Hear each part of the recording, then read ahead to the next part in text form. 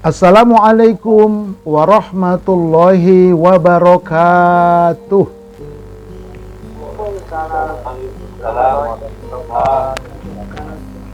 Alhamdulillahilladzi an'ama alaina bi ni'matil imani wal islam. Wassalatu wassalam ala nabiyyina Muhammad sallallahu alaihi wasallam wa ala alihi wa ashabihi wa man tabi'ahu wa alaina ma'ahum birahmatika ya arhamar rahimin, amma ba'du. Tiada kata yang pantas untuk kita ungkapkan pada malam hari ini kecuali puji dan syukur kehadirat Allah Subhanahu wa taala dengan melafazkan kalimat hamdalah. Alhamdulillahi rabbil alamin. Semoga kita, keluarga kita, sahabat kita, semuanya mudah-mudahan senantiasa dijadikan Allah menjadi hamba-hamba Allah yang pandai bersyukur. Amin ya rabbal alamin. Salawat dan salam semoga Allah sampaikan keharibaan uswatun hasanah kita, Nabi kita Muhammad sallallahu alaihi wasallam. Baik bapak-bapak, ibu-ibu, para jamaah sekalian yang dirahmati oleh Allah Subhanahu wa taala, seperti biasa saya informasikan bahwa saya punya channel di YouTube. Nama channelnya Ustadz Arifin Purba Official. Nama majelisnya Majelis Studi Dakwah Terapan. Silakan, ya sudah banyak materi-materi yang saya upload. Juga saya minta maaf kalau sering mengirimkan video-video kepada Bapak Ibu sekalian. Tidak lain tidak bukan, itu adalah dalam rangka dakwah. Baik. Nah, ini saya dalam bulan Ramadan ini menyelenggarakan sebuah pesantren kilat pondok sholat. Jadi sistemnya kumpulkan jamaah komunitas Bapak Ibu, misalnya ada di masjid atau di komplek. Nah, nanti tim kami datang untuk mengadakan pesantren kilat tentang sholat. Misalnya dari ba'da zuhur sampai menjelang buka puasa, atau dari jam 9 sampai menjelang buka puasa. Silakan mau berapa orang, nanti kita cocokkan. Sudah ada beberapa masjid yang insya Allah siap bekerja sama dengan kami khusus tentang sholat. Taib, hidup ini adalah pilihan. Ada jalan ke neraka, ada jalan ke surga. Nah, makanya Nabi bersabda, barang siapa menempuh jalan untuk mencari ilmu, maka Allah akan memudahkan jalan ke surga baginya. Nih, jadi salah satu jalan pintas agar mudah ke surga itu, yuk kita rajin-rajin thalabul ilmi, baik secara offline maupun secara online seperti ini. Ya, ini adalah salah satu ikhtiar kita untuk dimudahkan jalan menuju ke surga nanti. Nah, jangan sampai terlambat. Kata Allah, nih, maaf jalan ke surga sudah ditutup, silakan menuju ke neraka. Itu bahaya. Apa dalilnya Ustadz? Ini dalilnya. Ya, Allah berfirman dalam surah An-Nisa ayat 18. Dan tidaklah taubat itu diterima Allah dari orang-orang yang mengerjakan dosa, yang hingga apabila datang ajal kepada salah seorang di antara mereka, barulah ia mengatakan, sesungguhnya saya bertaubat sekarang. Enggak diterima. Ini ayat ini artinya Allah menceritakan dari malam ini atau sore tadi banyak orang yang sekarat, banyak sekali di rumah sakit atau di rumah mereka masing-masing. Bagi mereka yang tidak bertobat, nah ini ucapan mereka ketika sakaratul maut. Allah ceritakan ini. Artinya jangan sampai kita mengalami ini. Nah, jangan sampai. Ngeri sekali Bapak Ibu sekalian. Bagi siapa? Bagi orang yang tidak mau bertobat. Ya, seperti itu tadi. Langit dipager, nah, misalnya itu. Bukan langit ya, laut ya. Nggak mau bertobat dia. Iya, mendukung dan seterusnya. Ini bahaya ketika sakaratul maut. Oleh karena itu sebelum terlambat, ayo kita isi waktu yang masih diberikan oleh Allah ini dengan hal-hal yang positif, dengan ibadah dan amal soleh. Baik. Nah, yang terhormat, segenap bapak-bapak haji dan ibu-ibu hajah, dokter yang tergabung dalam Ikatan Alumni Fakultas Kedokteran Universitas Indonesia Angkatan 1979 atau ILUNI FKUI 1979 Mudah-mudahan Bapak Haji dan Ibu Hajah Dokter dirahmati oleh Allah Subhanahu wa taala. Baik ya. Nah, ini kita pendalaman. Nih tema besarnya, apa sih langkah-langkahnya agar ibadah Ramadan kita tahun ini menjadi lebih baik. Karena begini Bapak Ibu, setiap kita pasti bisa menilai kualitas ibadah Ramadan kita tahun yang lalu. Pasti, ya Allah, kayaknya puasaku kemarin itu nilainya itu 6,5 ya Allah. Masa aku terus-terusan puasa begitu terus sih? Bagaimana caranya ya Allah agar nilai ibadah puasaku tahun ini menjadi 8,5. Itu. Bisa Ustadz? Bisa. Tapi ada ilmunya. Ini akan kita dalami. Insya Allah ini akan berbeda. Insya Allah sangat beda. Ya. Bukannya saya menyombongkan diri. Coba nanti kita ikutin. Agak beda isi kita ngaji malam ini. Agak dalam dia. Nah, kenapa target kita itu bisa mudah-mudahan 8,5 nilai ibadah puasa kita. Baik, nah bagaimana penjelasannya? Mari kita lihat. Sebelumnya ada pendahuluan dulu. Pendahuluan itu pertanyaan. Siapakah yang lebih banyak jumlah puasa Ramadannya, kita atau Nabi Muhammad Sallallahu Alaihi Wasallam? Ada yang jawab, Nabi Muhammad lah Ustadz. Kok Nabi Muhammad? Ya kan beliau sudah 14 abad yang lalu. Emangnya sampai sekarang Nabi puasa? Enggak, saya bilang. Lalu siapa yang lebih banyak jumlah puasa Ramadannya? Kita. Kita itu ada yang sudah 40 tahun puasa, ada yang sudah 50 tahun, ada yang sudah 60 tahun. Kalau sekarang umurnya 70, umur 10 tahun sudah puasa, berarti kan 60 tahun dia puasa. Sementara Rasulullah itu seumur hidup hanya 8 kali. 8 kali puasa Ramadan seumur hidup. Macam mana penjelasannya Ustadz? Begini, Nabi itu berdakwah 23 tahun. 13 tahun berdakwah di kota Mekah. Itu belum ada puasa. Belum ada saum. Hanya 2 kalimat syahadat. Nah, kemudian Nabi berdakwah 10 tahun di Madinah. Tahun pertama sampai di Madinah belum ada puasa. Masuk tahun kedua, tanggal 2 Sya'ban, tahun kedua Hijriah, turunlah firman Allah, surah Al-Baqarah 183. Itu turunnya tanggal 2 Sya'ban, pelaksanaannya 1 bulan kemudian, yaitu bulan Ramadan, tahun kedua. Jadi Nabi itu puasa mulai tahun kedua, tahun ketiga, keempat, kelima, keenam, ketujuh, ke-8, ke-9. Ya, tahun ke-9 Nabi itu puasa, jadi cuma 8 kali. Tahun ke-10, bulan Rabiul Awal, Nabi meninggal. Nggak sampai Ramadan. Jadi Nabi itu meninggal dan lahirnya sama tanggal dan bulannya. Sama tanggal dan bulannya. Makanya hati-hati. Kalau kita ulang tahun, jangan-jangan itulah kematian kita. Kalau ngikutin Nabi. Ini hati-hati kita. Jadi 8 kali Nabi puasa Ramadan. Nah, dari 8 kali itu, 7 kali jumlah harinya 29 hari. Dan 1 kali jumlah harinya 30 hari. Jadi lebih banyak 29. Artinya apa? 29 sah, 30 sah. Tapi lebih banyak 29. Nah, semestinya yang 30 hari itu 2 kali, yang 30 hari. Tetapi dibatalkan pagi hari sekitar jam 9 pagi. Kenapa? Datang sekelompok sahabat Nabi yang tinggal di bukit-bukit sekitar Madinah, datang ke kota Madinah, ke Masjid Nabawi. Masjid Nabawi itu letaknya agak legok, dia agak rendah. Jadi Nabi bertanya, sahabat ini bertanya, "Ya Rasulullah, apakah engkau masih puasa pagi hari ini?" "Oh, kami masih puasa," kata Nabi. "Kalau kalian?"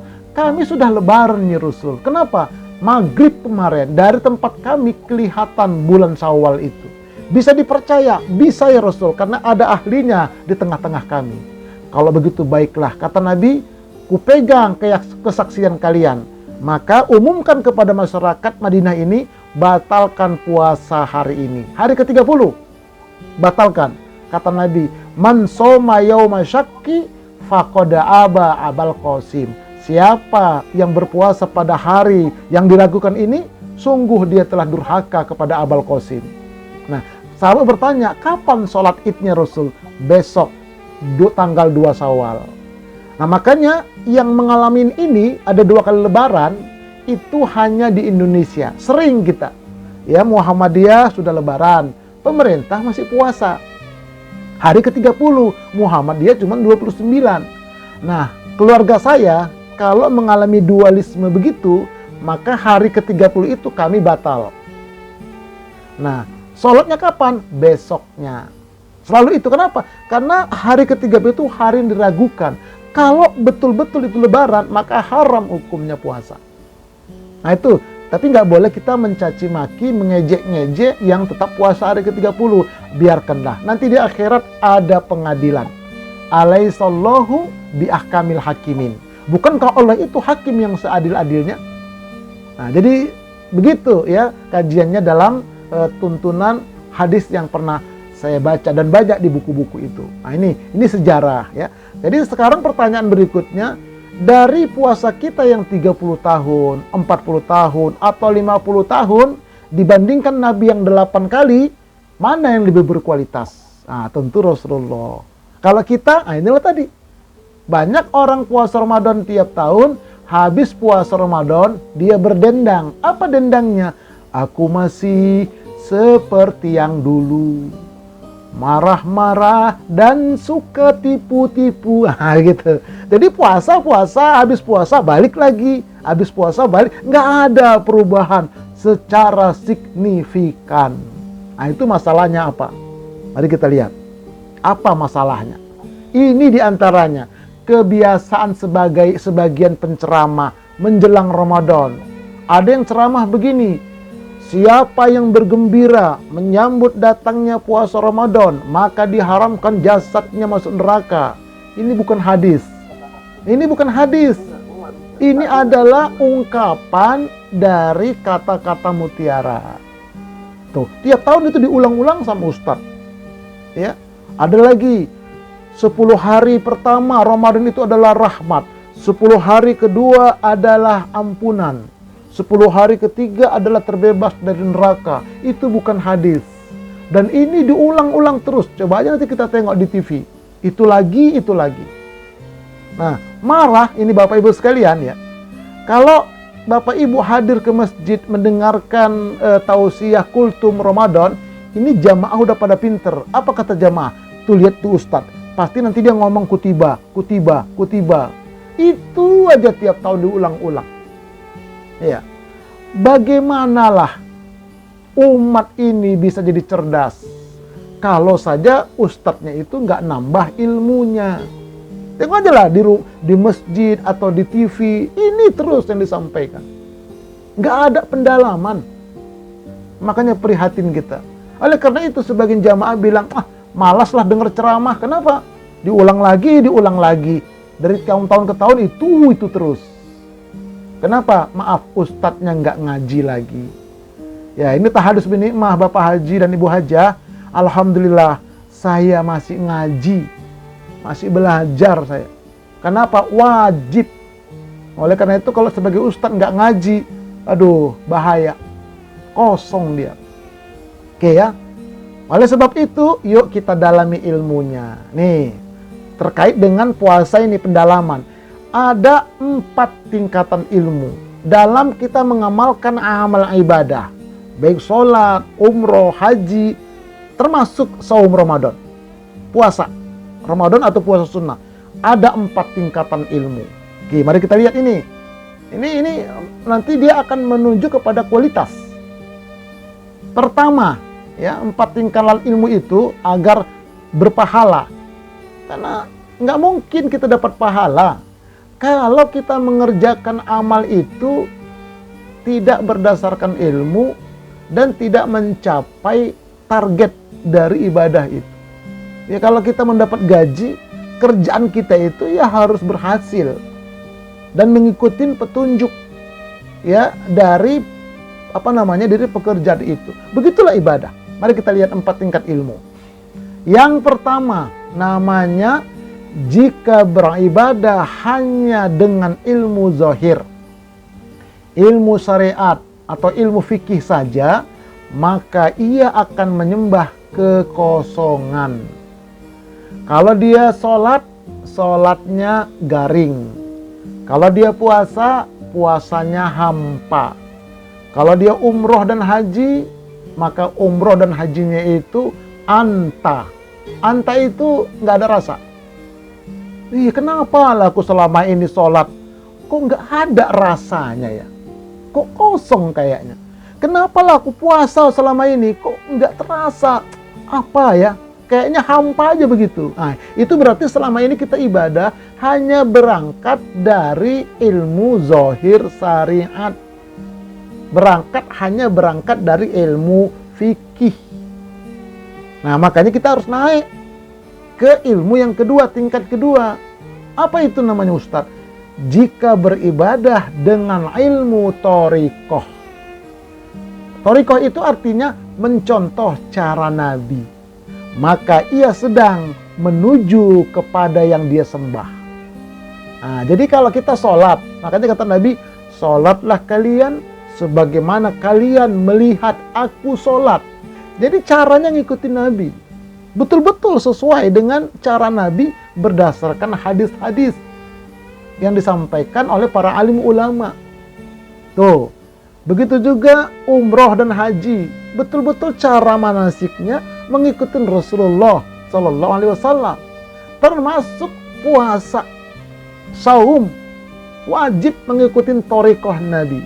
Karena banyak orang yang berpuasa nggak mengikuti cara Nabi. Di antaranya puasa mutih, 40 hari 40 malam untuk mendapatkan ilmu tertentu. Nah, itu yang datang jin itu. Nah, ini jadi hati-hati kita. Nah, bagaimana thariqah cara puasa Nabi nanti dulu. Ini tingkatan ilmunya dulu. Tuh. Nah, dua-duanya ini itu disebut dengan akal, ilmu akal. Ilmu yang hanya sampai di otak. Belum sampai ke dalam kolbu. Oke ya. Banyak orang berkutik di sini. Makanya nggak berkualitas, dia garing dia. Nah, berikut, jika beribadah dengan ilmu hakikat, maka dia akan memahami hakikat sesuatu ibadah. Maka dia sadar siapa yang menyembah, dan buat dirinya lah yang dipersembahkan itu hakikatnya. Nah, jadi kalau orang sudah sampai ilmu hakikat ini, dia tahu hakikat infak, zakat, sedekah itu. Untuk siapa sih? Untuk dirinya. Kita bersedekah, berkurang nampaknya duit kita kasih ke orang. Itu hakikatnya yang kita kasih itulah untuk kita. Wah, kalau udah bisa begitu dia ibadahnya, itu sampai hakikat dia. Tapi kalau dia merasa, aduh sayang itu nanti orang jadi enak dong, saya berkurang, itu belum nyampe hakikat itu. Kita sholat, ya, jangan kita anggap sholat itu untuk Allah. Allah nggak butuh sholat kita.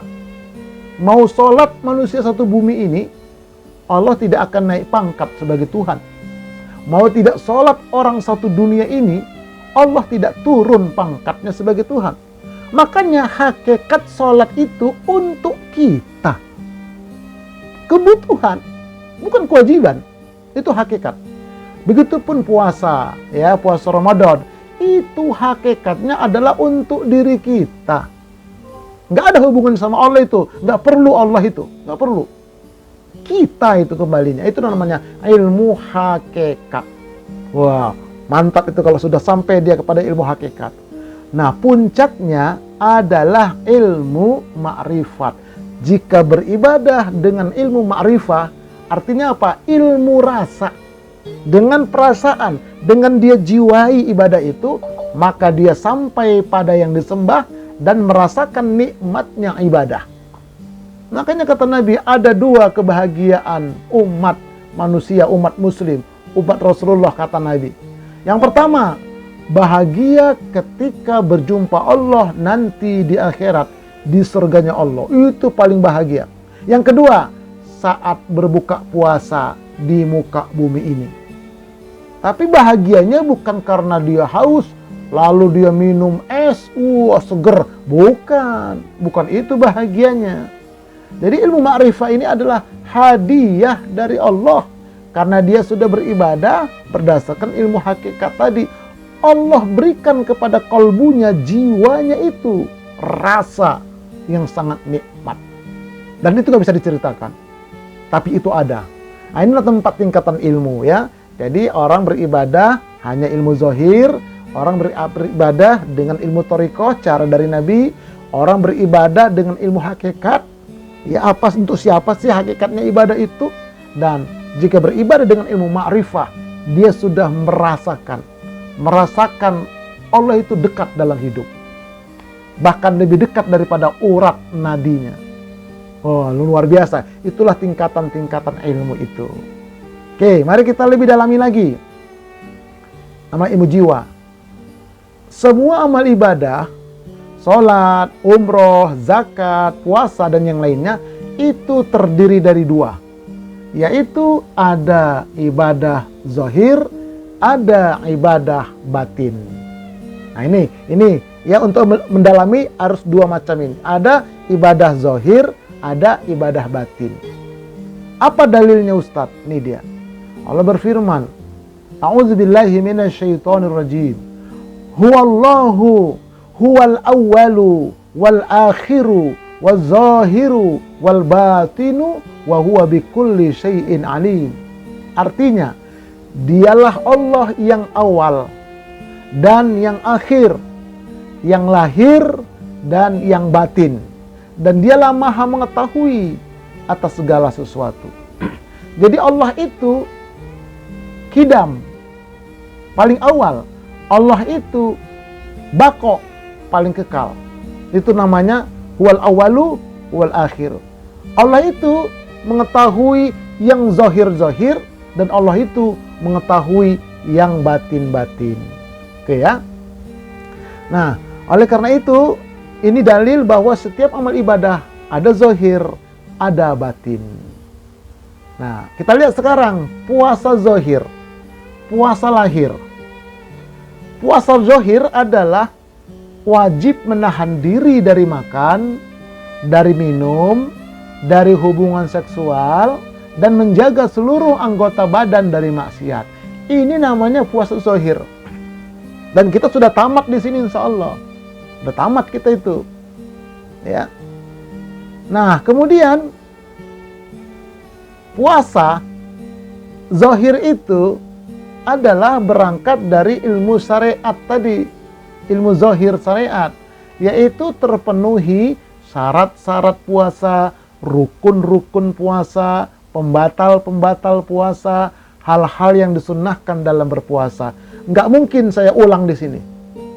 Bisa nanti Bapak Haji dan Ibu Haja lihat di Mbah Google atau di Mbak Meta. Nah itu nggak mungkin saya sampaikan di sini. Udah tamat kita itu. Nggak nambah-nambah nanti kita kalau di situ lagi diulang. Nah itu namanya ilmu puasa zahir dia. Termasuk juga puasa zahir adalah ilmu thariqah. Ini tadi cara dari Nabi. Bagaimana cara puasa Nabi? Kata Nabi, akhirkan waktu sahurmu, segerakan berbuka. Waktu sahur yang paling afdol menurut Nabi itu adalah setengah jam sebelum azan subuh. Nah ini, jadi kalau di negeri kita 10 menit sebelum azan subuh lalu diberitakan imsak, itu bukan thariqah Nabi. Kalau aslinya imsak yang diajarkan, dicontohkan Nabi, imsak itu adalah pas azan subuh, itu imsak. Kalau sebelum azan subuh namanya tambih. Zaman Nabi dulu begitu, belum ada mic. Tambih, jadi ada sahabat-sahabat tuh keliling. Tambih, peringatan. Nah, mau subuh, begitu masuk subuh, imsak, berhenti, stop. Jadi kalau imsak di kita ini masih boleh makan, masih boleh minum. Pas azan subuh, itulah baru imsak yang sebetulnya. Itu cara Nabi. Thariqah Nabi itu begitu. Nah, kemudian thariqah Nabi itu ya, saat berbuka puasa, nih cara Nabi nih. Ambil kurma 1. baca bismillahirrahmanirrahim, kemudian makan kurma kunyah. Setelah lumat, ditelan, baru minum air putih, baru baca doa. Apa doanya diantaranya? Zahabal zoma'u wa batalatil uruku wa thabatal ajru insyaallah. Itu thariqah Nabi. Kalau di masyarakat kita enggak. Apa kata masyarakat kita itu? Berbukalah yang manis-manis. Nah, siapa yang ngomong? Yang jualan sirup sama es kelapa muda. Nah, Nabi nggak menyuruh dengan yang manis-manis, tapi dengan kurma. Kalau nggak ada air putih. Dan kebanyakan di masyarakat baca doa dulu, Allahumma lakasumtu, baru minum. Itu bukan thariqah Nabi, bukan cara Nabi begitu buka puasa. Cara Nabi tadi, baca bismillahirrahmanirrahim, makan sebutir kurma, halus dia, telan, baru minum beberapa teguk air putih, baru baca doa berbuka puasa. Itulah thariqah Nabi. Dan yang lain-lain. Di thariqah aja banyak kadang-kadang orang nggak mengamalkan secara thariqahnya Nabi. Dan ini adalah puasa zahir. Nah, selanjutnya termasuk puasa zahir adalah menahan seluruh anggota badan yang zahir-zahir ini. Kita lihat, barang siapa yang tidak meninggalkan perkataan dusta, ini mulutnya bohong terus, tetapi justru dia selalu berbohong, maka Allah tidak butuh dari rasa lapar dan haus yang dia tahan. Artinya percuma puasanya kalau zahir mulutnya nggak bisa dia tahan. Nah, ini termasuk ya puasa zahir, anggota badannya nggak bisa dia tahan. Nih, ya makanya wajib mengendalikan seluruh anggota badan. Nih, dari Abu Hurairah bahwa Nabi bersabda, puasa adalah tameng atau benteng. Apabila salah seorang di antara kalian berpuasa, maka janganlah dia berkata kotor. Nah, itu nggak boleh ucapan mulut ini. Nah, kemudian janganlah dia melakukan perbuatan bodoh. Perbuatan bodoh itu perbuatan yang menyimpang. Apabila terdapat seorang memusuhinya atau mencelaknya, ada hal-hal yang memancing emosi kita, maka hendaklah ia mengatakan dalam kalbunya, aku sedang puasa, aku sedang puasa. Diucapkan dalam kalbu. Ya, jangan terbawa ya perbuatan-perbuatan yang bodoh tadi. Jangan terbawa marah-marah dan mencak-mencak. Katakan dalam kalbu, aku puasa, inni shaim, inni shaim. Nah, ini namanya semua adalah puasa zahir. Wajib kita kerjakan itu. Nah, tapi tidak sampai di situ. Kita juga harus puasa batin. Nih, puasa batin adalah mengendalikan dan membersihkan akal dan kolbu dari segala sifat tercela. Nah, ini dia, ini di sini kita akan dalami. Artinya apa? Kalau dia sering puasa, rajin puasa, sementara pikirannya itu nggak dia bisa kendalikan. Pikiran dan kolbunya itu banyak kotoran-kotoran, pikiran kotor. Di kolbunya banyak sifat-sifat tercela. Dia puasa nggak berubah, percuma puasanya. Kenapa? Batinnya nggak dia puasakan. Nah, ini kita akan ke dalam ini, ke batin kita, lebih kepada batin, dalam. Saum itu artinya menahan atau mengendalikan. Ya, kita lihat. Ada orang yang zahirnya puasa, tapi batinnya tidak puasa, maka kata Nabi, rubba so'imin laisa lahu min siyamihi ilal ju'. Betapa banyak orang yang berpuasa, namun tidak mendapatkan dari puasanya tersebut kecuali hanya rasa lapar. Nih, kenapa batinnya nggak puasa? Zahirnya puasa, batinnya enggak. Makanya nggak dapat pahala, nggak dapat pahala apa-apa. Dan betapa banyak orang yang rajin salat malam, namun tidak mendapatkan dari salat malamnya itu pahala, kecuali hanya begadang. Kenapa? Salat zahirnya salat, tapi batinnya kemana-mana, pikirannya ngayap kemana-mana. Nah, inilah makanya pentingnya puasa batin ini. Ya. Waspada jika batin kita tidak puasa, kata Nabi dalam hadis lain, kam min shaimin laisa lahu min siyamihi ilal ju'. Betapa banyak orang yang berpuasa namun dia tidak mendapatkan sesuatu dari puasanya itu kecuali rasa lapar saja. Nah, ini dalam hadis riwayat Imam Ahmad, yang tadi riwayat Imam Ibnu Majah. Intinya apa? Wajib puasa batin selain puasa zahir. Oke, yuk kita dalamin lagi. Apakah puasa batin itu, Ustaz? Nah, ini dia. Mulai kita masuk. Ini pendalamannya di sini. Apa sih puasa batin? Kalau puasa zahir tadi udah tamat kita itu insyaallah. Puasa batin sekarang kita. Puasa batin itu berangkat dari ilmu hakikat. Sadar dia sedang diawasi oleh Allah. Makanya dari sekarang dia akan berencana, ya Allah, kalau selama ini aku puasa itu cuma 6,5. Nah, makanya ini aku berusaha, ya Allah, kurencanakan tahun ini puasa itu 8,5. Tanamkan niat yang bulat. Berangkat dari iman yang kuat. Kemudian mengetahui siapa yang berpuasa dalam dirinya. Dan mengetahui, menyadari dari apa saja yang harus dia puasakan dirinya itu. Nah, dia merasa diawasi oleh Allah. Kalau kita membaca di satu tempat, daerah ini dipantau oleh CCTV. Wah, kan kita hati-hati itu. Begitupun kita, kalau kita sudah sampai ilmu hakikat, kita merasa diawasi oleh Allah.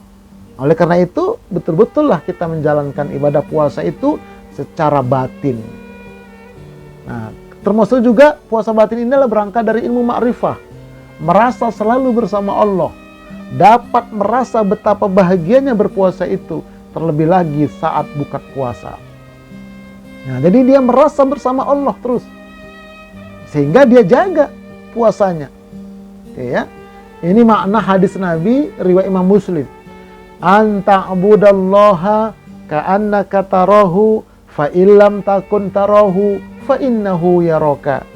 Bahwa engkau menyembah Allah seperti bahwa engkau sedang melihat Allah.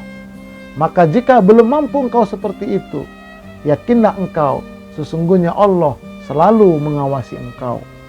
Nah, jadi kalau kita sudah merasa bisa melihat Allah dalam ibadah, itu namanya ilmu ma'rifat. Tapi kalau kita merasa diawasi Allah, itu namanya ilmu hakikat. Nah, dua-dua ini kalau betul-betul kita sudah mulai dalami dan amalkan, berarti dia betul-betul puasa batin. Nah, itu berkualitas nanti puasanya. Karena ikut batinnya puasa. Enggak hanya zahirnya, batinnya puasa. Oke, yuk kita lebih dalam lagi. Yang dipuasakan dari akal kita dulu. Jadi akal batin itu akal dan kolbu. Apa itu? Hindari ya negative thinking. Berpikir mencari sisi buruknya orang lain. Kita sedang puasa, buang itu, jangan sampai ada piktor-piktor. Makanya bersih-bersih dari sekarang. Ya. Kalau misalnya begini, ada orang datang ke masjid, dia cari kesalahan orang, dia tengok itu orang, celananya di bawah mata kaki, itu adalah isbal. Isbal itu neraka. Aku dong celanaku sudah cingkrang di atas mata kaki. Aku dong yang paling sunnah. Nah, itu artinya pikirannya itu pikiran negative thinking itu. Dia puasa, percuma puasa. Kenapa? Pikirannya kotor. Mencari sisi buruknya orang aja. Nah, hati-hati. Termasuk juga hindari mengingat yang buruk-buruk. Membayangkan sesuatu yang katakanlah yang pornografi, katakanlah yang buruk-buruk macam-macam, merenungkan yang jelek-jelek, merencanakan yang jahat-jahat, itu harus dihindari secara akal, pikiran. Itu sudah batin dia puasa, termasuk batin. Hindarkan. Jadi berpositif thinking lah. Berpikiran baik. Mindset pola berpikirnya itu baik. Nggak mau dia memikirkan yang jelek-jelek, nggak mau. Merekayasa mereka, nggak mau dia. Kenapa? Dia sedang berpuasa. Atau sebelum puasa dia bersihkan itu. Oke. Nah, di samping itu termasuk adalah puasa batin itu tentang kolbu. Makanya kolbu itu ada 3 lapis. Jadi kolbu secara zahir adalah jantung, bukan liver. Jantung, kalau kita itu sering menyebut hati. Kalau hati itu lebih kepada liver. Makanya yang sekarang itu kalau bisa nyebutnya jangan lagi hati, tapi kolbu. Begitu hadis Nabi. Sesungguhnya dalam jasad manusia ada segumpal daging. Apabila baik daging itu, maka baiklah manusia itu. Perilakunya diantaranya. Apabila rusak segumpal daging itu, rusaklah manusia itu. Ala wahyal qalbu. Ingatlah kata Nabi, itulah kolbu. Kolbu itu jantung secara fisik. Tapi dalam jantung itu ada sesuatu gaib yang nggak kelihatan. Itulah dia wadah. Nah, jadi sebagai wadah dia. Nah, wadah yang nggak kelihatan itulah ada 3 lapis. Ada lapis luar namanya as-sudur. Ada lapis tengah namanya al-fuad. Ada lapis dalam namanya al-absor. Ini dalilnya. Wattaqullaha innallaha alimun bidzatis sudur. Dan bertakwalah kepada Allah. Sesungguhnya Allah Maha mengetahui dengan apa yang ada dalam sudur. Itu yang disudur. Apa yang ada di situ? Nanti ada 5 macam dan itu jelek semua. Nanti kita lihat. Kemudian fuad, inna sam'a wal basara wal fuada kullu ulaika kana anhu mas'ula. Sesungguhnya pendengaran, penglihatan dan al-fuad atau kalbu, semuanya itu akan diminta pertanggungjawaban. Tuh, kalbu, tengah. Dan paling dalam namanya al-absar. Inna fi dzalika la'ibratan li ulil absar. Sesungguhnya pada demikian itu terdapat pelajaran bagi orang-orang yang mempunyai mata kolbu. Nah, disebutnya kolbu, bukan mata batin, bukan mata hati, mata kolbu. Setelah dia batin tadi itu. Tuh, jadi 3, ya, 3 lapis gitu. Lapis luar, lapis tengah, lapis dalam. Isinya berbeda-beda. Mari kita lihat. Isi kolbu itu ada yang buruk, ada yang baik. Nih kita lihat. Yang paling luar di sudur itu di sana itu fujur, buruk semua. Kemudian isi kolbu yang paling dalam al-absar itu isinya takwa, kebaikan semua. Sementara di tengah-tengah adalah nafsun atau jiwa manusia. Nah, jadi jiwa kita itu ada di tengah, namanya nafsun. Nafsu atau nafsun itu jiwa, bukan makan banyak. Kalau makan banyak namanya hawa. Jadi di sudur yang buruk-buruk, di absar yang baik-baik. Jiwa di fuad di tengah-tengah. Apa dalilnya Ustaz? Ini dalilnya. Wa nafsi wa ma sawwaha fa'alhamaha fujuraha wa taqwaha qad aflaha man zakkaha wa qad khaba man dassaha. Artinya, demi jiwa serta penyempurnaan ciptaannya. Kemudian Allah mengilhamkan kepada jiwa itu jalan kefasikan, keburukan, dan jalan ketakwaan, kebaikan. Sesungguhnya beruntunglah orang-orang yang mau mensucikan jiwa itu. Dan sesungguhnya rugilah orang-orang yang mengotori jiwa itu. Jadi jiwa ini di tengah-tengah, kalau dia sering bermain keluar, ke sudur, ke tempat yang jelek-jelek, maka jiwanya akan menjadi jelek.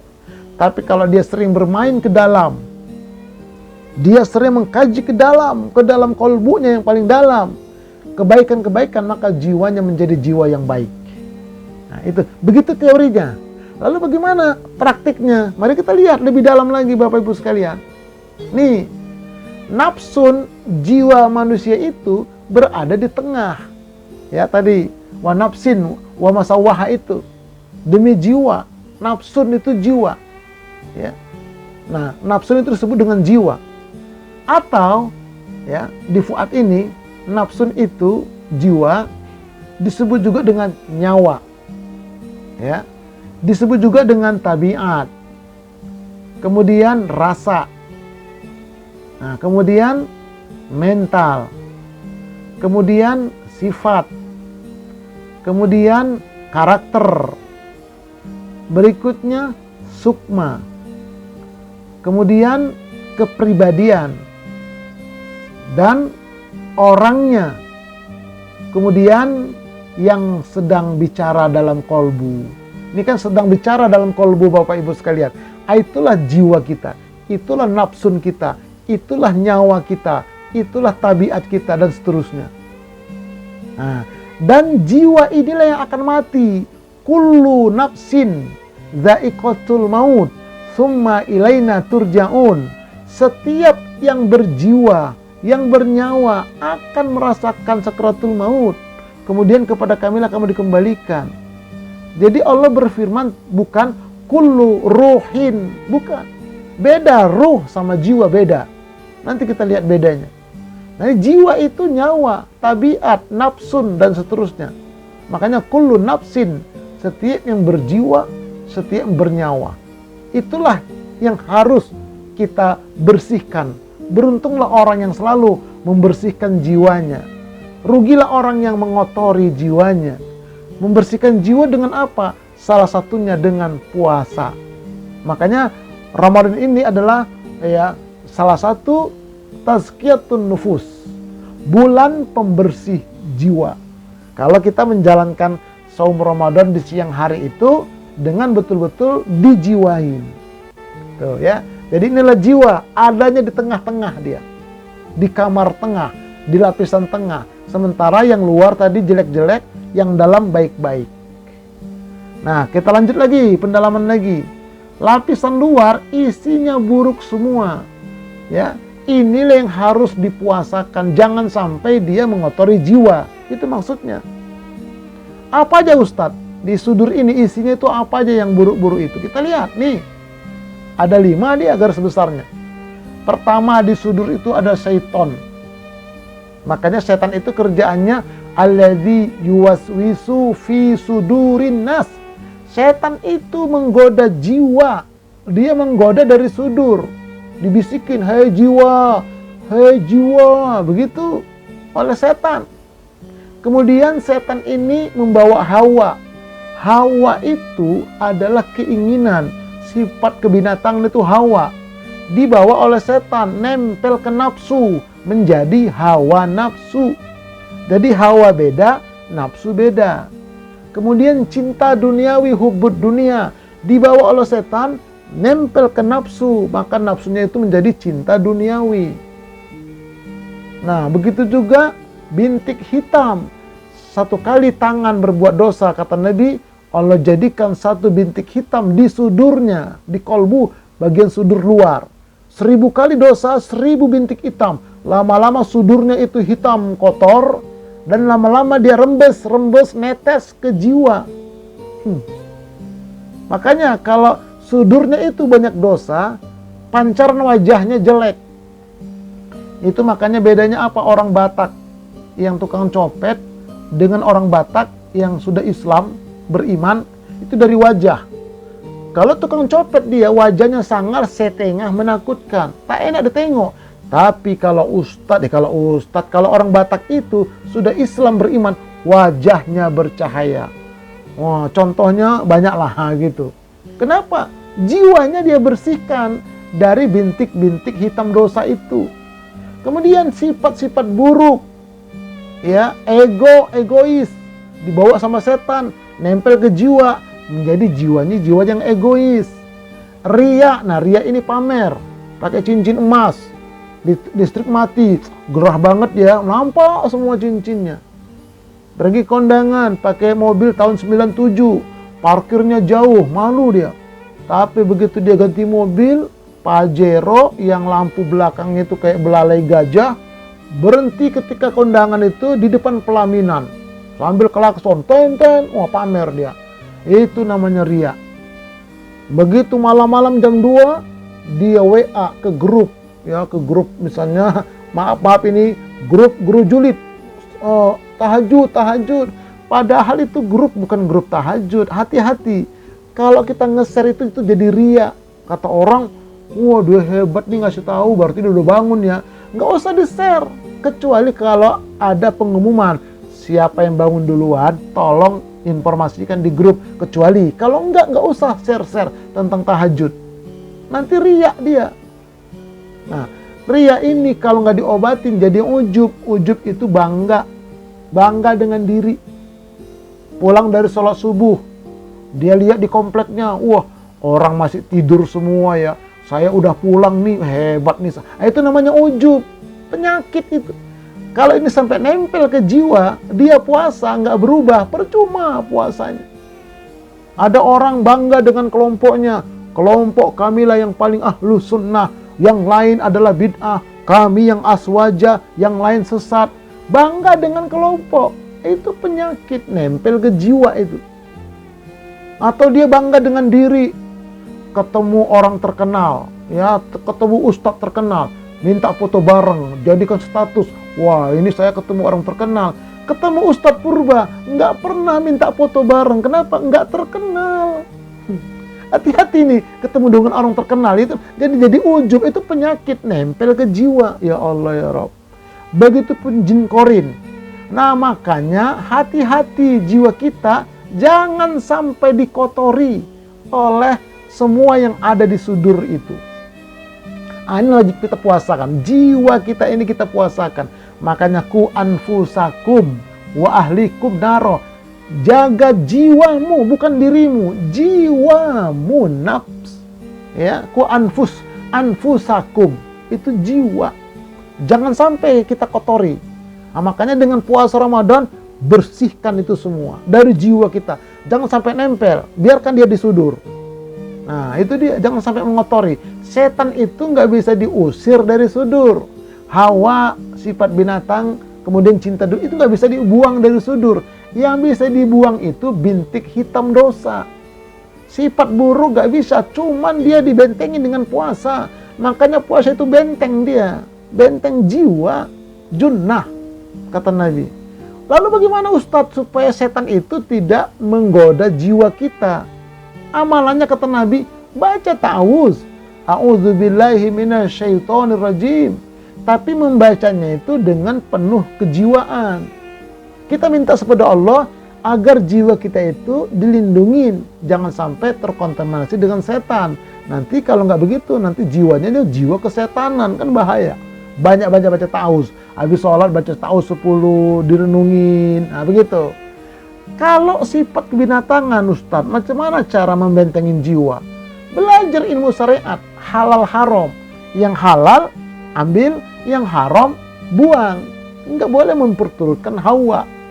Hawa itu kan keinginan yang nggak ada aturan. Nah, itu mubazir itu termasuk hawa. Oke ya. Nih, jadi kalau makan pun di kondangan, nasinya munjung. Kenapa munjung Ustadz? Karena di bawah nasi ada rendang 2, ditutupin sama dia. Belum lagi nanti ayam di atasnya. Banyak, nggak habis. Taruh di bawah bangku. Kondangan, amplopnya cuman goceng isinya, 5.000. Wah, itu namanya mubazir. Begitupun buka puasa. Buka puasa, semuanya ada di meja. Kena air putih, hilang itu hawa, keinginan. Besok dibuang di bak sampah. Kenapa? Nah, itu dia tadi, jiwanya nggak dia jaga. Jiwanya terkontaminasi dengan hawanya. Nah, makanya puasa Ramadan itu bersihkan itu semua. Lalu bintik hitam macam mana Ustadz? Perbanyak taubat dan istighfar. Kalau kita taubat, istighfar, maka bintik-bintik hitam dosa yang nempel di sudur bersih, hilang. Nah, kemudian yang nempel ke jiwa, bersih juga dia dengan istighfar dan taubat itu. Sifat-sifat buruk itu apa lawannya Ustaz? Tanamkan sifat-sifat terpuji. Di mana? Di Al-Absar nanti di dalam. Tanamkan itu. Lawan-lawan daripada riya. Riya lawannya ikhlas. Ujub lawannya takabur. Nah, lawannya tawadu, ujub itu. Nah, dan seterusnya lah. Ya, ego lawannya itu juga itu, tawadu. Tanamkan nanti sifat-sifat baik. Nah, jin korin, bagaimana cara mengendalikannya? Baguskan jiwa. Kalau jiwa kita bersih, jiwa kita bagus, maka jin korin kita pun bagus dia. Nah, inilah yang harus kita puasakan jiwa kita. Ya, kita pelihara, kita jaga. Bahkan kita bersihkan kalau sudah terlanjur nempel ke dalam jiwa. Nah, ini tip. Nah, sekarang kita lihat di lapisan dalam, isinya yang bagus-bagus semua. Di sini nih, di Al-Absar. Ini yang bagus-bagus semua. Apa itu Ustaz? Ada 5. 1, ilmu tentang ibadah dan ilmu tentang amal soleh. Yang kedua, ada akidah, iman, tauhid. Akidah untuk orang muslim, akidah Islam. Iman untuk orang mukmin, orang beriman. Tauhid untuk orang mutakin, orang bertakwa. Jadi beda itu akidah, iman, tauhid. Itu sudah saya sampaikan itu di YouTube saya yang menjadi muslim kafah. Kemudian takwa, sifat-sifat terpuji itu ada di lapisan dalam itu. Kemudian malaikat ada di sana. Ruh atau ruhani ada di sana. Nah, semuanya ini harus dimasukkan ke dalam jiwa.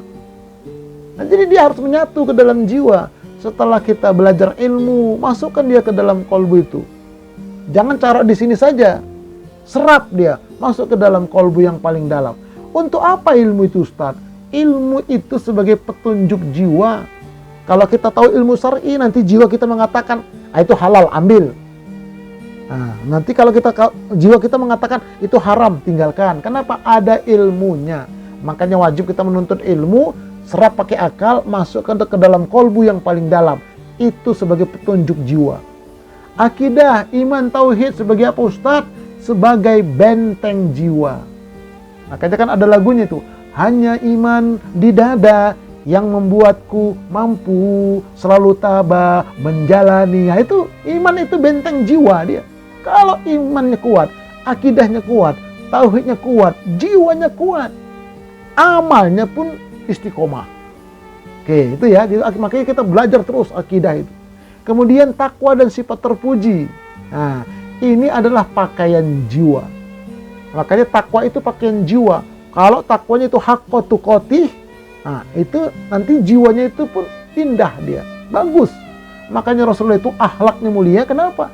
Karena sifat-sifat baiknya itu betul-betul berada di dalam kolbu yang paling dalam. Itulah yang akan menjadi pakaian jiwa itu. Oke, kalau malaikat, Ustadz, itu untuk penjaga jiwa. Sebagai lawan tadi, setan tadi ada di sudur. Maka Allah berikan malaikat di dalam kolbu yang paling dalam. Oleh karena itu kita harus selalu ya bersilaturahim kepada malaikat itu. Caranya macam mana, Ustadz? Nah, caranya ini supaya malaikat dalam kolbu kita itu betul-betul nanti menjaga jiwa. Caranya, sering-sering kita mendoakan orang tanpa tahu orang itu. Misalnya kita makan di warung makan nih, sepi. Kita makan Mbak. Saya selalu itu makan di warteg misalnya. Ceramah kemana, makan kok kayak sepi ya. Ya kita baca doa, ya Allah, lariskanlah warung makan ini ya Allah. Dia berusaha ya Rob. Nah begitu. Mudah-mudahan jadi ibadah buat mereka. Nggak berapa lama nanti datang orang, senang kita. Jadi kalau kita sering mendoakan orang tanpa tahu dia, wah itu malaikat dalam tubuh kita itu semakin dia melindungi, menjaga jiwa kita. Nah kemudian yang berikutnya adalah ruh, itu cahaya jiwa. Ruh ini ditiupkan ke dalam jabang bayi ketika jabang bayi umur 4 bulan. Sebelum 4 bulan kan sudah hidup, Ustadz. Apa itu? Itulah nyawa tadi. Jiwa itu, nyawa itu namanya nyawa. Ya, Allah tiupkan ruh. Beda. Ruh itu adalah jiwa, ruhani yang paling dalam. Makanya istilahnya itu sering-seringlah silaturahim kepada ruh. Tanyakanlah kepada hati nuranimu, kata orang. Yang paling dalam itu nggak pernah bohong. Contohnya, kita mau pergi, bawa payung nggak ya? Nggak usah lah. Jalan kita beberapa puluh meter, hujan. Kenapa lah nggak bawa payungnya? Padahal tadi udah niat. Itulah ruhani. Kalau ada pilihan, ini baik, ini buruk. Tanyakan kepada ruhani kita. Dia mengatakan, jangan, itu haram. Nggak pernah bohong dia. Tapi kadang-kadang kita kalahkan itu. Kita peturutkan hawa setan itu kepada jiwa kita. Nah, padahal ruhani ini kalau kita sering kasih makan, dia bercahaya terang. Apa makanannya, Ustadz? Makanan rohani adalah rajin-rajin mendengarkan santapan rohani seperti ini. Tapi ingat, Ustadz itu pun terbagi dua. Ada Ustadz yang sekedar menyampaikan itu ilmunya ilmu akli. Jarang yang ilmu rohani. Nah, ini makanya saya berusaha menyampaikan ilmu rohani supaya menyentuh rohani kita semua. Oke, taib ya. Ini bagian dalam. Nah, selanjutnya kewajiban kita di dunia adalah membuka mata batin kita. Karena kata Allah, "Wa man kana fi hadhihi a'ma, fahuwa fil akhirati a'ma wa adallu sabila." Barang siapa yang buta mata batinnya di dunia ini, niscaya di akhirat nanti dia akan lebih buta pula dan lebih tersesat dari jalan yang benar. Padahal dia melek, ya Allah aku dulu melek di muka bumi, kok sekarang aku dibuta di akhirat. Apa kata dia? Kata Allah, kau sih di muka bumi, batinmu buta, nggak kenal aku.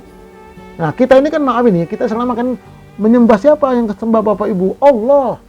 Kita baru kenal nama. Allah itu nama. Yang punya nama Allah itu siapa? Kita belum kenal. Nah inilah masalahnya. Nah, makanya dia ibadahnya hampa. Karena nggak kenal. Nanti ketemu ya di kantor camat. Dengan siapa Pak Camat? Siapa namanya? Fulan. Yang mana orangnya ya? Kita bingung. Kita baru kenal nama camat. Tapi yang punya nama itu siapa? Kita nggak tahu.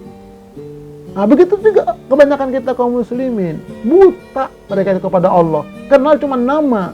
Allah yang punya nama itu, nah nggak kenal dia. Nah ini nanti ke depan yang akan kita kaji lagi lebih dalam lagi tuh. Ma'rifatullah.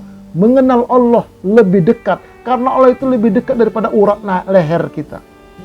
Nah itu nanti kita kaji itu lebih dalam itu. Oh luar biasa ya. Itu makanya jangan sampai buta kita kepada Allah. Jangan sampai buta kita kepada agama ini. Nah, nanti di akhirat buta dan tersesat jalan, bingung mau kemana di sana. Nah, ini naudzubillahi min dzalik. Oke. Nah, bagian akhir. Bulan Ramadan adalah sebuah momentum untuk meningkatkan kualitas jiwa. Nah, ini dia. Ini momentumnya nih. Hanya tinggal 5 hari ke depan. Datang bulan Ramadan itu. Yuk kita jadikan Ramadan tahun ini sebagai betul-betul meningkatkan kualitas jiwa. Nah, puasa batin. Mari kita lihat tingkatan-tingkatan manusia. Ada level bahaya. Dari mulai 4 sampai 8. Muslim fasik. Muslim munafik. Muslim musyrik. Murtad dan kafir. Apa itu Ustadz Muslim fasik? Muslim fasik adalah orang ngaku Islam, pernah mengucap 2 kalimat syahadat, tapi nggak menegakkan sholat, nggak puasa Ramadan, tidak umroh maupun haji, tidak mengeluarkan zakat, padahal mampu. Nah, ini nggak pernah sholat dia, ngakunya Islam. Apa agamanya bang? Islam. Kok nggak sholat abang? Ya kan KTP saya Islam Ustaz. Kalau dia mati, kita doakan KTP-nya masuk surga, orangnya masuk neraka. Kenapa? Yang Islam itu KTP-nya, itu namanya Muslim fasik. Omong doang, nggak ngamalin. Kalau Muslim munafik, itu kata Nabi, berkata selalu dusta, berjanji selalu ingkar, dipercaya khianat. Siapa itu Ustadz? Ya anggota dewan, nah sama pejabat. Di mana? Di Amerika. Kalau di Indonesia, ya 12-13 lah kata orang. Itu namanya Muslim munafik, tapi dia sholat. Makanya setiap orang munafik pasti orang Islam. Tidak ada orang kafir yang munafik, karena jelas kafir. Tapi kalau munafik, luarnya Islam, dalamnya, itulah dia. Nah, kemudian Muslim musyrik, dia sholat, dia umroh, dia puasa, tapi ketika dagangannya pengen laris, dia pergi ke Gunung Kawi, dia pergi ke Gunung Sindur, dia pergi ke Gunung Sahari, nggak tahu ngapain ke sana. Itu namanya musyrik. Murtad, keluar dari Islam, kafir, menutup diri dari Islam. Ini level bahaya. Kalau dia mati seperti ini, dipastikan neraka kekal selama-lamanya. Na'udzubillah. Nah, kemudian level aman, 3 tingkat. Yang pertama adalah muttaqin, ini paling tinggi. Yang peringkat kedua adalah mukminin, orang beriman. Peringkat ketiga adalah muslimin, orang muslim. Nah, 3 orang ini, nah, ini selamat, ini dia, aman dia ini. Masuk surga. Cuma nanti cara masuk surganya berbeda. Kejiwaan, kita lihat kejiwaannya. Kalau yang 4-8 jiwanya amaroh, suka marah-marah, temperamen, menghalalkan segala macam cara, termasuk amaroh. Maaf Bapak Ibu, saya misalnya nih, saya ini ustadz nih, ustadz kiai, tapi saya masih suka ahli hisab. Nah, berarti jiwa saya adalah amaroh. Nah, kalau kita belajar sama dia, hati-hatilah. Dia aja nggak bisa mengendalikan jiwanya. Bagaimana kita bisa mengambil ilmu darinya? Ini saya, kalau saya ustadz, saya kiai, masih suka ahli hisab, itu jiwa saya masih amaroh. Belum muslim yang benar, belum. Bisa muslim fasik, bisa muslim munafik, bisa muslim musyrik itu. Kenapa? Jiwanya masih amarah. Amarah. Marah. Nggak peduli halal haram. Nah, itu namanya amarah. Na'udzubillah. Tapi kalau sudah 1, 2, 3, itu jiwanya mutmainnah yang paling tinggi. Tenang. Lawamah orang beriman. Apa itu lawamah, Ustadz? Lawamah itu kalau dia berbuat salah, langsung dia sadar, dia istighfar, minta ampun, ya Allah. Tadi aku salah, ya Allah. Ampunkan hamba. Tapi besok-besok dia kerjakan lagi. Dia sadar lagi, ampun ya Allah. Nah, itu namanya orang mukmin, jiwanya lawamah. Nah, kemudian yang nomor 3, mulhamah. Ini tadi yang jiwa bercabang 2. Fa'alhamaha fujuraha wa taqwaha. Terkadang dia baik, terkadang dia buruk. Tergantung sikon. Kalau di rumah dia ketemu dengan orang-orang baik, ke masjid dia baik. Tapi begitu dia ke kantor atau keluar, jadi orang jahat. Karena teman-temannya orang jahat. Jadi bolak-balik, itu namanya mulhamah. Itulah orang muslim kebanyakan. Oke, itu dari segi jiwa. Sekarang dari segi menjalankan ibadah. Kita lihat. Kalau orang mutakin, itu sudah siap-siap dia sebelum azan misalnya. Udah siap dia, kayak di Mekah, di Madinah, sebelum masuk waktu. Udah nungguin dia. Itu namanya ya orang mutakin. Nah, kalau orang mukmin begitu azan, Allahu Akbar, segera dia tinggalkan semua aktivitas. Segera. Itu orang mukmin. Kalau orang muslim begitu azan, masih azan, belum qomat. Begitu qomat, baru qomat, belum takbir. Begitu takbir, belum salam. Begitu salam, masih jam 1, masih lama kok zuhur. Selalu dia tunda-tunda. Itu orang muslim. Nah, coba kita renung-renungkan aja diri kita. Antara yang 3 itu. Sudah siap-siapkah kita? Atau sudah bersegerakah kita? Atau masih menunda-nunda? Nah, kemudian masuk ke surga, melintas di atas siratal mustaqim. Kalau orang bertakwa, itu seperti naik pesawat. Jakarta Medan 2 jam. Mendarat di depan surga, tapi belum masuk surga. Nunggu di pintunya. Kenapa kami belum masuk? Wahai malaikat Ridwan, masih ada 2 kloter di belakang kalian. Siapa itu? Mukmin. Nah, mukmin ini kalau Jakarta Medan naik bis patas AC, ALS. 2 hari 2 malam atau 2 hari 3 malam kalau tidak pecah ban. Begitu 2 hari 3 malam sampai depan pintu surga, ketemu. Kalian udah sampai ya? Udahlah, kapan kalian sampai? Udah 2 hari. Ini apa? Naik pesawat. Siapa kalian ini? Kami adalah jamaah majelis taklim guru jurid. Wah, itu dia. Kenapa? Karena kata Nabi tadi, siapa yang menuntut ilmu, berjalan menuntut ilmu, Allah mudahkan jalannya ke surga. Inilah dia. Kalau kita rajin ke surga, mudah naik pesawat dia. Tuh, itu Pak Ustadz sama keluarganya di pojok sana. Lalu kenapa kita nggak masuk? Ada 1 kloter orang muslim. Naik apa dia melintas itu? Naik bajai atau metro mini. Bayangkan Jakarta Medan naik bajai. Sampai Bakahuni, rontok mesinnya, turun dari bajai. Berjalan di atas sirat, kepleset. Masuk neraka dulu. Gosong mukanya. Datang Nabi ngasih syafaat. Didorong, masuklah dia ke depan pintu surga.